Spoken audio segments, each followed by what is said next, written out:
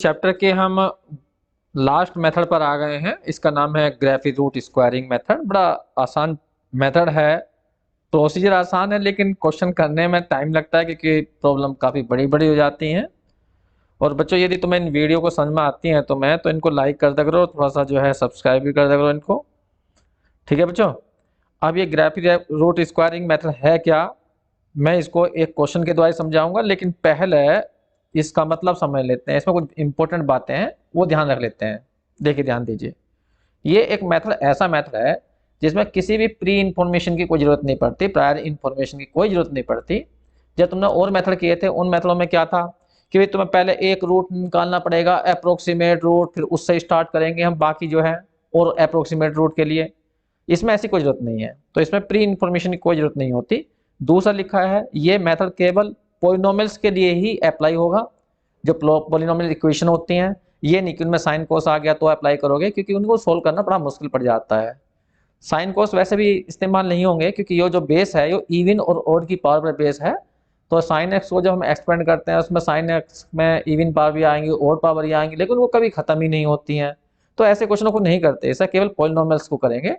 अब यहाँ पे लिखा है keeping all even terms on one side and all odd terms on other side. बस यही इसका रूल है जो लिखा लास्ट वाला। इसमें ये लिखा गया है जो भी तुम्हें पॉलिनोमियल इक्वेशन रखी है उसमें इवन टर्म्स तो एक साइड में रखनी है इक्वल के, और ऑड टर्म्स दूसरी साइड में रखनी है। करना क्या है वो भी मैं बताऊंगा। देखिए, नाम से जाहिर है स्क्वायरिंग मेथड। अब ये स्क्वायर करता है, कैसे स्क्वायर करेगा वो बता रहा हूं मैं। एक क्वेश्चन ले रहा हूं मैं, उसके आधार पर इस बात को समझाने की कोशिश करूंगा, क्योंकि इसका इतना बड़ा प्रोसीजर नहीं है इसका। देखिए, जैसे ये क्वेश्चन दिया हुआ, कहा गया है रूट, इसके रूट निकालिए, लेकिन क्या कहा, ग्राफे मेथड से निकालना। और यहाँ पे पीछे लिखा है स्क्वायर करना 3 बार। तो जितनी बार स्क्वायर करने को आएगा उतनी बार हम स्क्वायर करेंगे। कैसे स्क्वायर करेंगे वो मैं तुम्हें समझा रहा हूँ। सबसे पहला काम होता है इसमें इवन टर्म्स एक तरफ लानी होती है और टर्म्स एक तरफ लानी है। ठीक है, तो मैं यही काम करने जा रहा हूं। मैं तो मैं यहाँ पे लिख भी रहा हूँ सोल्यूशन। कीपिंग, इस लाइन को लिख देना है दोबारा, all even terms on one side and all odd terms on other side,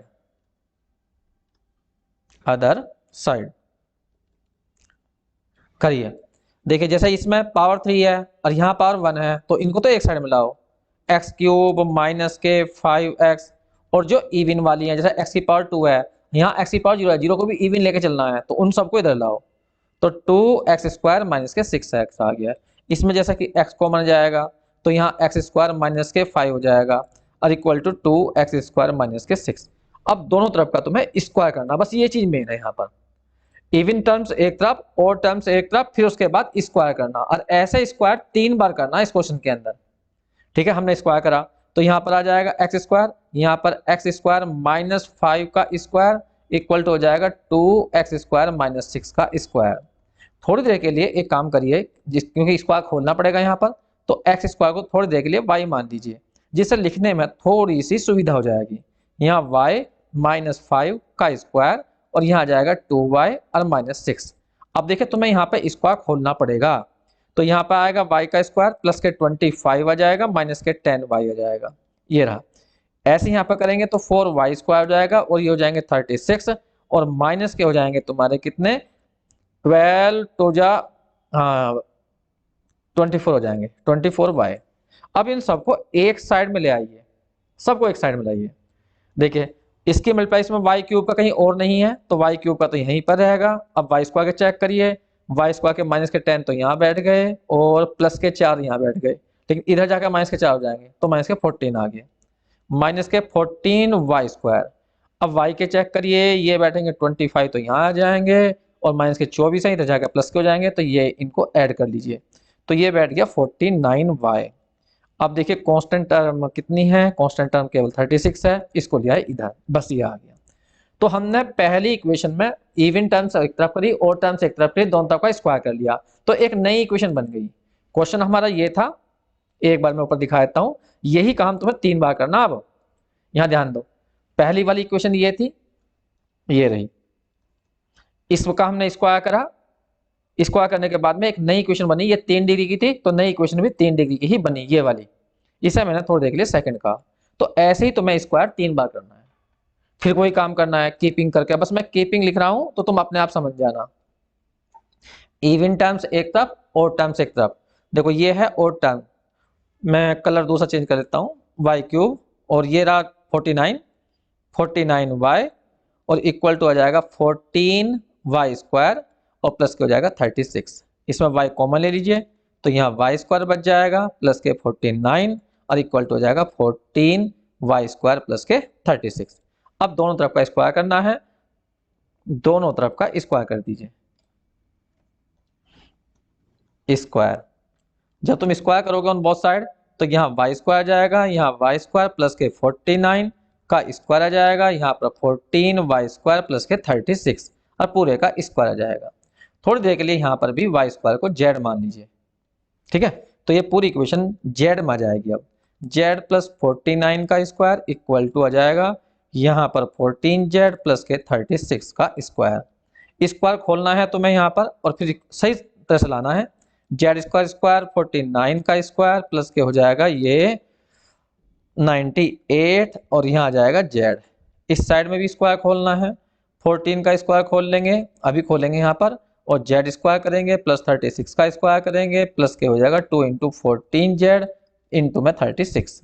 सारा कैलकुलेट करने के बाद जो इक्वेशन बनेगी वो मैं डायरेक्ट लिख रहा हूँ। इसकी इक्वेशन इस, देखो जो मैंने ये डायरेक्ट लिख दिया है मैंने, ये बनी है, ठीक है। बिल्कुल सेम फिर वही काम करना है तुम्हें, फिर कीपिंग करना है, ओड टर्म्स एक तरफ, इवन टर्म्स एक तरफ। जेड क्यूब प्लस के हो जाएंगे 1393z और बाकी सब इधर जाओगे 98 जेड स्क्वायर और ये हो जाएंगे प्लस के 1296, ठीक है। इसमें जेड कॉमन ले लीजिए, जेड स्क्वायर 139। बस एक बात ध्यान रखना, जितनी बार स्क्वायर कहेगा वो उतनी बार तुम्हें स्क्वायर करना ही होगा। अब प्लस के 1296 फिर स्क्वायर कर दीजिए, 3 बार का था ना, अभी 2 बार हुआ था, अभी तीसरी बार यहाँ हो जाएगा तो यहाँ जेड स्क्वायर जाएगा, यहाँ जेड स्क्वायर प्लस 193 का होल स्क्वायर हो जाएगा equal to 98 Z square plus 1296 का स्क्वायर जाएगा। फिर थोड़ी देर के लिए जेड स्क्वायर को कुछ मान लीजिए, लेट कर लिया हमने, Z square equal to W, ये तो इक्वेशन ऐसी बनेगी डब्ल्यू प्लस 139 का स्क्वायर इक्वल टू 98 डब्ल्यू अब प्लस के 1296 और पूरे का स्क्वायर। इसका फिर स्क्वायर खोलना है तो स्क्वायर खोलने के बाद मैं डायरेक्ट लिखूंगा। देखो बच्चों मैंने यहाँ पर ये डायरेक्ट करा है, इसको तुम कैलकुलेटर से कैलकुलेट करोगे तो इस तरह से ये आंसर आ जाएगा। 3 बार स्क्वायर करने के बाद में हम यहाँ पर आ गए। जब ध्यान से सुनना मेरी बात को, जो है यहाँ से खेल स्टार्ट होता है, इसका स्क्वायर करना कोई बड़ी बात नहीं होती। क्वेश्चन तो हमें ये वाला सोल्व करना था एक्स वाला, लेकिन हमने 3 बार बनाकर इसको ऐसा इक्वेशन बना ली डब्ल्यू में। तो मैं एक्स को सोल्व नहीं करूंगा, मैं डब्ल्यू वाली को सोल्व करूंगा, इस वाली को सोल्व करूंगा। ध्यान से ना आप कैसे कैसे सोल्व करूंगा। देखिए ये भी क्यूबिक है, वो भी क्यूबिक है, फिर इसे सोल्व क्यों कर रहे हैं वो सब बताऊंगा। यहाँ पर ध्यान से सुनना, 1 मिनट के लिए पहले डब्ल्यू और जो ऊपर वाली इक्वेशन थी एक्स, इन सब में संबंध क्या हुआ वो तो मैं बताता हूँ। देखिए नंबर मैं चेंज कर लेता हूँ, मैंने ऊपर नंबर कुछ और डाल दिए थे, 1 मिनट के लिए नंबर डाले थे मैंने 1 2, चलो जी 1 2 ही डाले थे, ये सब मान लीजिए थर्ड मान लिया, जरूरत नहीं है सब इनकी, मैंने वैसे नंबर डाल दिए थर्ड, ये हो गया थर्ड। अब एक बार ऊपर से देखो, हमने सबसे पहले क्या माना था, X square equal to Y माना था, फिर Y square equal to Z माना था और Z square equal to W माना था। तो हम सीधा चाह रहे हैं कि x और w में क्या रिलेशन हुआ, क्योंकि मैं इस w वाले को सोल्व करूंगा और इसके द्वारा x वाले के आंसर दूंगा। तो देखो यहाँ पर x, इसकी वैल्यू y की वैल्यू ये वाली यहाँ भर दो, तो y की वैल्यू जब यहाँ भरोगे तो x स्क्वायर का स्क्वायर इक्वल टू जेड आ जाएगा।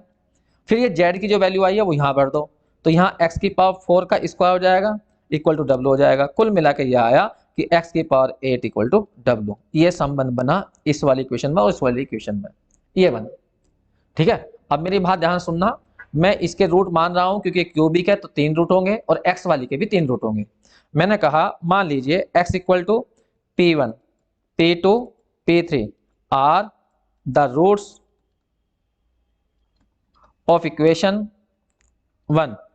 ये मैंने कहा मान लीजिए पहली इक्वेशन के रूट जो हैं वो ये हैं, एंड लेट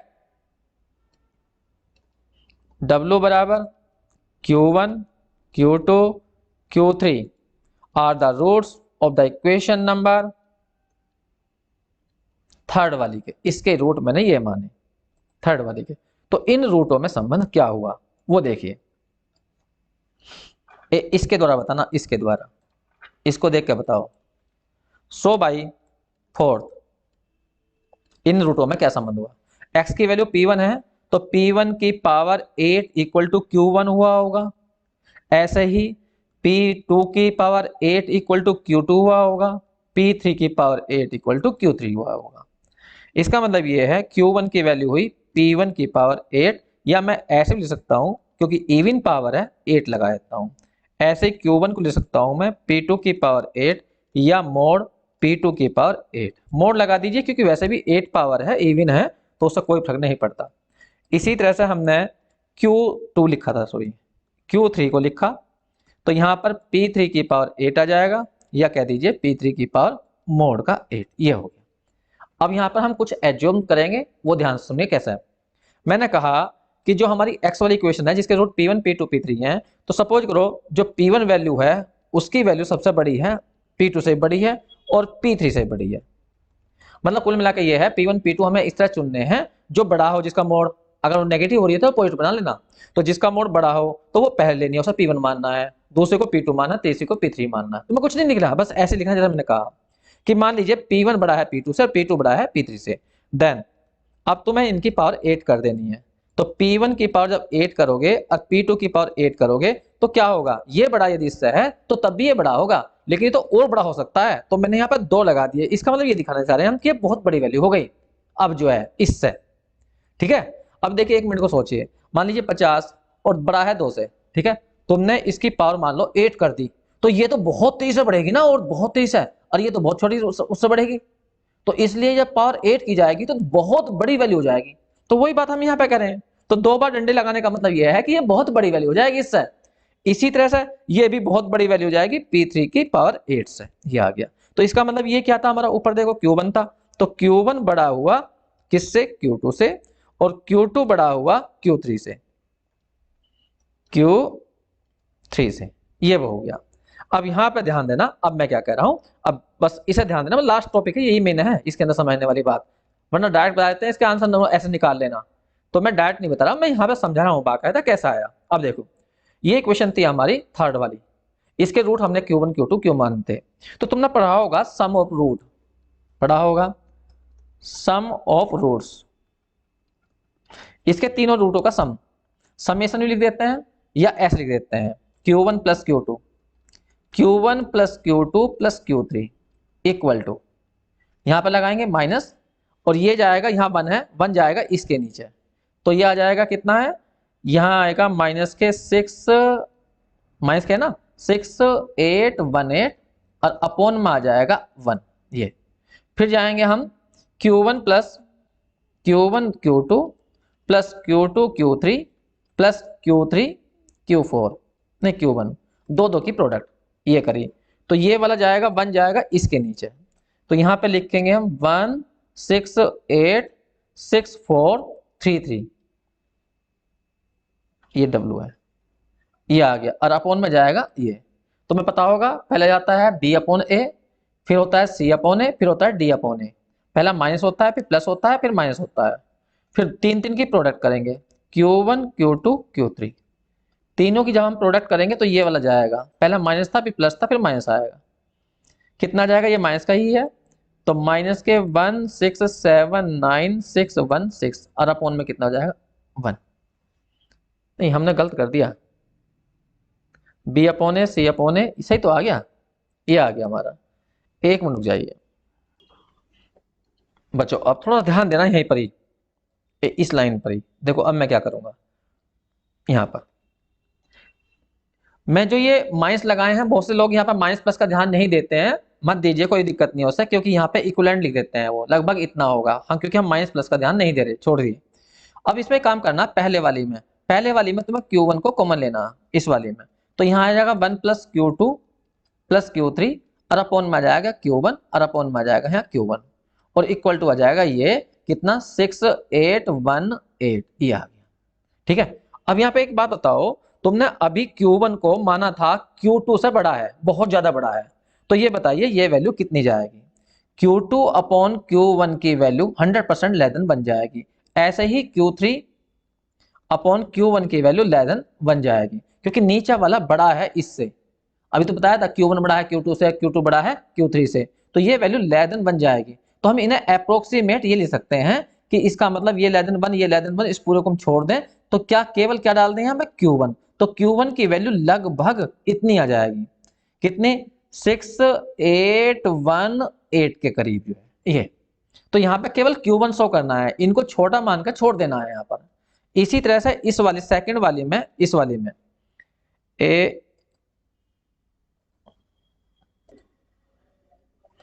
बच्चों इसमें ये ध्यान देना इस बात को, ये अप्रोक्सीमेट बैठेगी, Q1 की वैल्यू एग्जैक्ट नहीं बैठेगी, क्योंकि यहाँ पर भले ही 1 से कम हो लेकिन कुछ तो वैल्यू आएगी ही।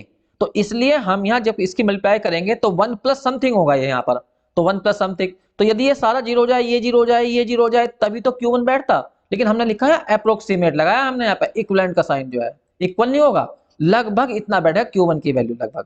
तो Q1 की वैल्यू लगभग बता रहे हैं हम, अप्रोक्सीमेट रूट निकलते हैं, ये एग्जैक्ट नहीं आते हैं, तो लगभग इतनी वैल्यू बैठेगी। हाँ ये दोनों जीरो हो जाते, ये दोनों जीरो हो जाते, ये जीरो, ये जीरो, ये जीरो, और ये जीरो तभी हो सकते हैं जब Q2 भी जीरो हो और Q3 भी जीरो हो, ऐसा पॉसिबल नहीं था। तो हमने ये कहा यहाँ पर कि सपोज करिए ये वैल्यू बहुत छोटी है, 1 से कम है, क्योंकि Q1 बढ़ा लिया हमने Q2 से, तो हम ये कह सकते हैं 1 प्लस, और ये वैल्यू 1 से कम है, बहुत कम है, ये भी 1 से कम है, तो इसका मतलब लगभग 1 पॉइंट कुछ गई होगी, तो लगभग हम Q1 की जब अंदर मल्टीप्लाई करेंगे तो लगभग Q1 के करीब ले सकते हैं इसे, Q1 नहीं कह सकते हम, हाँ Q1 के करीब होगी, अप्रोक्सीमेट वैल्यू होगी Q1 की है। बिल्कुल सेम इसी तरह से तुम्हें सेकंड वाले में करना है। एक मिनट बस मैं थोड़ा इधर समझा देता हूँ, बस ये समझने वाली बात है, इसमें और कुछ नहीं है। सेकंड वाले में पूरे में से Q1 Q2 कॉमन ले लो, Q1 Q2 कॉमन लेना, केवल Q1 Q2 कॉमन लीजिए यहां से, तो क्या आ जाएगा 1 प्लस आ जाएगा, यहाँ बैठेगा Q1 Q2 कॉमन लिया ना, Q3 अपॉन Q1 आ जाएगा, ये आ गया। फिर इसमें से तुमने Q1 कॉमन लिया तो Q3 अपॉन Q1 आ जाएगा, ये रहा, नहीं Q2 आएगा, हाँ Q2 कॉमन आ जाएगा, ये रहा। अब फिर वही वाली बात हम कहेंगे, क्या कहेंगे कि भाई ये वैल्यू कितने के बराबर है, 1686433 के बराबर है। अब यहाँ देखो ध्यान से, हमने ये वैल्यू फिर छोटी मानते, ये वाली बहुत छोटी होगी, तो इन दोनों का सम जो है लगभग 1 से कम रहेगा, मतलब टोटल वैल्यू 2 से ऊपर नहीं जाएगी, 1 से कम ही रहेगी, मतलब 2 से कम ही रहेगी। तो इसलिए हम यहाँ कह सकते हैं अप्रोक्सीमेट Q1 इंटू Q2 की वैल्यू लगभग इतनी जाएगी, 1686433 करीब ये। ठीक है, इसी तरह से हम थर्ड वाली में कुछ नहीं करना, ये ऐसी लेनी है, बस यहाँ कह देंगे, ध्यान रखना ये अप्रोक्सीमेट वैल्यू है, ध्यान रखना, और थर्ड वाली को तो ऐसे लिख देंगे कि Q1 Q2 Q3 की जो वैल्यू है अप्रोक्सीमेटली ये तो है इतनी, 1679616 होगी। अब इसे 1 मिनट के लिए 5 मानिए, इसे 6 मानिए, इसे 7 मानिए। अब देखो बाई 5 से तो डायरेक्ट Q1 की वैल्यू निकल गई, Q1 की वैल्यू आ गई 6818। अब हम जाएंगे बाई 6 में, जब हम 6 में जाएंगे यहाँ पर तो Q1 की वैल्यू यहाँ रख देंगे, तो यहाँ से Q2 निकल जाएगा, तो Q2 की वैल्यू आ जाएगी 1686433 अपॉन Q1, या ये कह सकते हो 1686433 अपॉन 6818, ये आ गई। इसी तरह से जाएंगे हम बाई 7 में, तो वहां से Q3 निकल जाएगा, Q3 की वैल्यू आ जाएगी 1679616 upon Q1 into Q2, Q1 Q2 की वैल्यू ऊपर से भर दीजिए, ये यहाँ से ये वैल्यू इतनी थी, तो ये बैठेगी 1679616 अपॉन कितने 1686433, ये रही। अब इन्हें तुम्हें कैलकुलेट करना है, तो ये Q1 Q2 निकल गया, ध्यान रखना क्या निकले हैं, Q1 Q2, ये रहे। अब Q1 Q2 की वैल्यू को इसे कैलकुलेट कर लोगे, और कैलकुलेट करने के बाद ये लगभग जो वैल्यू बैठती है आप ये बाद में कर लेना, लेकिन हमें तो P1 निकालना था, Q1 थोड़ी निकालना था। तो मैंने बताया था P1 जो है वो क्या था, Q1 P1 की पावर 8 इक्वल टू Q1 ही था, तो P1 की वैल्यू होगी 1/8, ये करके, तो यहां से P1 की वैल्यू निकलेगी, लेकिन ध्यान रखना मोड था वो, ये लिखवाया था, ये दिखा दो, लो देखो इधर देखो, ये रहा, ये रहा Q1 बराबर हमने लिया था ये, Q1 बराबर था मोड P1 की पावर 8, मतलब हमने साइन छोड़ दिए थे वहां पर, P1 को नेगेटिव था तो सब पॉजिटिव बना लेता, इसलिए यहाँ पे साइन का ध्यान नहीं देते इतना। तो अब यहाँ से हमारी जो वैल्यू बैठेगी, यहाँ से P1 की जो वैल्यू बैठेगी वो बैठेगी जो Q1 तुमने निकाला है, लेकिन मोड में आएगा पॉजिटिव, ये वैल्यू सारी पॉजिटिव आएंगी। Q1 की पावर कितनी 1/8, Q1 की पावर 1/8। तो जो Q1 है तुम्हारा 6818, इसकी पावर 1/8 करनी पड़ेगी तुम्हें कैलकुलेटर से। अब तुम्हें P2 निकालना है, तो P2 की जो वैल्यू आएगी वो है Q2 की पावर 1/8, Q2 तुमने ये निकाल दिया है। तो यहाँ पर 1686433 अपॉन 6818 की पावर 1/8 करो, इन्हें कैलकुलेट करना पड़ेगा। अभी मैं कैलकुलेट करूंगा, इसी तरह से P3 की वैल्यू निकलेगी। तो P3 की वैल्यू आ जाएगी Q3 की पावर 1/8, वो कितनी है ऊपर देखो, एक मिनट, P3 की वैल्यू है Q3 के इक्वल, ये रही Q3 ये रही। तो यहाँ पे लिखेंगे हम कितनी है 1679616 अपॉन 1686433, अब पूरे की पावर कितनी 1/8। अब इन्हें कैलकुलेट कर लीजिए। अब कैलकुलेट करने के बाद मैं लगभग बता रहा हूँ, इसकी वैल्यू बैठेगी, P1 की वैल्यू बैठ रही है 3.01433, चेक कर लेना, मोबाइल से देख लेना या जैसे भी देखो कैलकुलेटर से। और इसकी वैल्यू बैठ रही है लगभग 1.99145253, और इसकी वैल्यू बैठ रही है 0.999 और 4938, ये बैठ गई। बस जी, देखिए यहाँ से जो आंसर निकले हैं ये, तो यहाँ P1 जो P2 की वैल्यू निकली है ये पॉजिटिव वैल्यू है, लेकिन ये इस मेथड की अब ये बस यही कमी है सबसे बड़ी, कि जो रूट तो सोल्व करता है, P1 x की वैल्यू है, P2 x की वैल्यू है, तो इन्हें x की इक्वेशन सोल्व तो कर दी, लेकिन ये अप्रोक्सीमेट निकले हैं। और दूसरी कमी क्या है कि इनके साइन नहीं आए कि ये प्लस का होंगे या माइनस के होंगे, ये तो हमने केवल प्लस की वैल्यू निकाली, मोड लगाया था अपने पास से। अब ये वैल्यू पता नहीं पॉजिटिव बैठेगी या नेगेटिव बैठेगी, इसके लिए तुम्हें क्या करना पड़ेगा, दी गए क्वेश्चन में एक बार x की वैल्यू ये रखकर देखनी पड़ेगी, ठीक है। अगर प्लस रखने पर सेटिस्फाई कर रही है वो, मतलब जीरो के नजदीक आ रही है, और माइनस रखने पर सेटिस्फाई कर रही है, तो जो भी जीरो के ज्यादा नजदीक होगा उसको ही माना जाएगा। प्लस पर सेटिस्फाई कर रही है और जीरो के नजदीक आ रही है तो प्लस वाला आंसर लेना, मतलब इसकी वैल्यू पॉजिटिव होगी। और यदि नेगेटिव पर ज्यादा नजदीक आ रही है जीरो के, तो इसका मतलब फिर वो नेगेटिव नेगेटिव वाली होगी। ऐसे ही इनके साइन चेक किए जाते हैं। तो साइन चेक नहीं करने होते हैं, बस इतना ही लिखा के छोड़ देते हैं कि ये P1 P2 के रूट आ, मतलब पहली जो इक्वेशन थी हमारी x वाली उसके रूट आ गए हैं, बस क्वेश्चन कंप्लीट हो गया।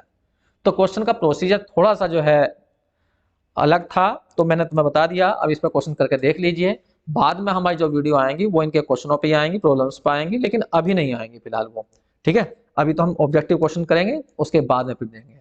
ठीक बच्चों, थैंक यू।